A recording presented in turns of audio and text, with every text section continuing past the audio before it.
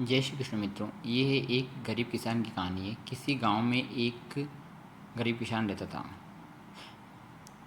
इस संसार में वह बहुत ही गरीब था। उसके पास ज़मीन का एक छोटा सा टुकड़ा था जिस पर वह खेती करता था। उसका गुजारा अत्यंत कठिन तरीकों से होता था। एक दिन सूरज की गर्मी चरम सीमा पर थी, परंतु किसान हमेशा की तरह खेत में काम कर रहा था। पसीने से लथपथ किसान बुआई के लिए खेत जोत रहा था। इसी बीच खेत में खुदाई करते समय जमीन से एक बड़ा सा मटका मिला। किसान ने सावधानी से मटके को निकाला। पहले तो उसके समझ में नहीं आया कि मटका का क्या करें।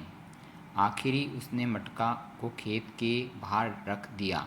उसे साफ करके जो रोटियां वह घर से लाया था वह मटका में रख दी और अपने काम में जुट गया। दोपहर को जब वह खाने के लिए रोटियां निकालने के लिए मटका के पास गया तो हैरान रह गया। उसमें रोटियां ही रोटियां भरी हुई थी। तब किसान को पता चला कि वह जादुई मटका था।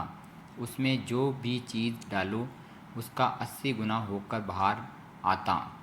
एक मूंगफली का दाना डालो तो तुरंत उसमें से 80 दाने निकल पड़ते हैं। किसान ने तृप्त होकर खाना खाया और उसके बाद किसान संतुष्ट होकर मटके को घर ले आया।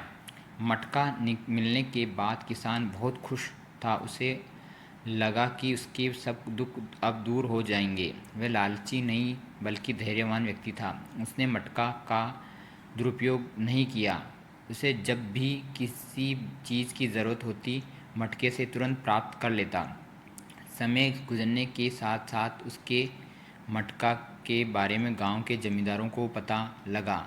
जमींदार बेहद लालची था और उसे लगा कि ऐसी ही जादुई चीज़ पर तो उसका अधिकार होना चाहिए।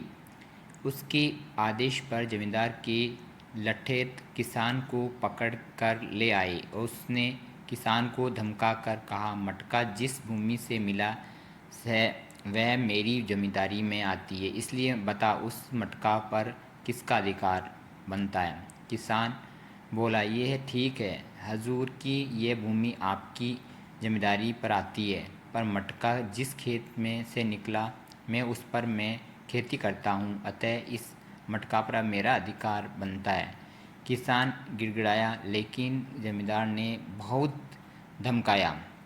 मटका पाकर जमींदार बहुत खुश हुआ और मगर किसान का रो रो कर बुरा हाल था।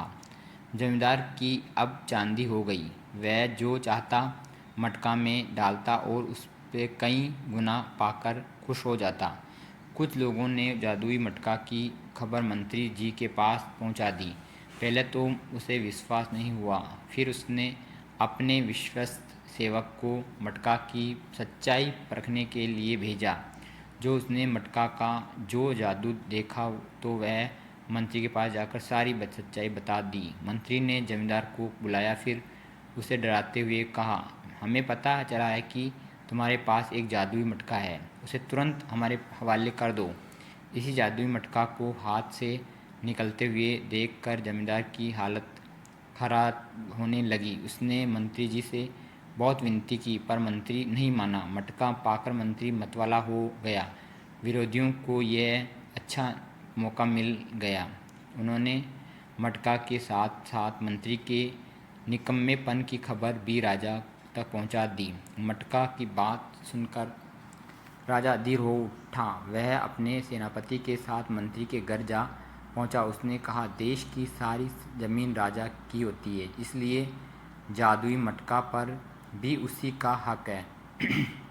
मंत्री ने बिना देरी किए मटका राजा को दे दिया। जादुई मटका को पाकर राजा प्रसन्न हो गया। सबसे पहले राजा ने जादुई मटके की मदद से अपनी खजाने की वृद्धि की। फिर राजा को उस मटका की सुरक्षा को लेकर चिंता हुई। राजा हर कीमत पर उस मटका को अपने साथ रखना चाहता था।